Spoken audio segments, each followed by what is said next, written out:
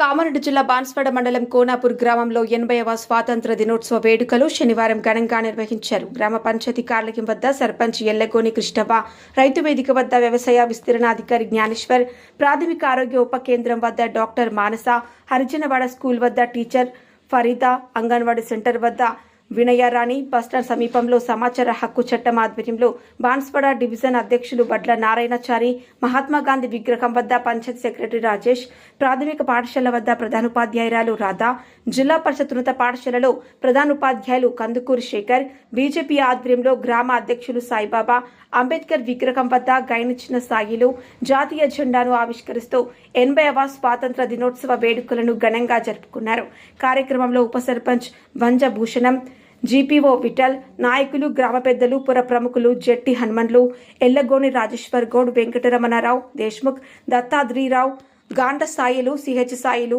బాబా, ఆంజాగౌడ్, Bezawada Bhumayya, Lakshminarayana, Amiruddin Srinivas, Dashrath, ward సభ్యులు మరియు గ్రామ ప్రజలు తదితరులు పాల్గొన్నారు. దృశ్యం న్యూస్ బాన్స్వాడ మండల రిపోర్టర్ వడ్ల శ్రీనివాసాచారి.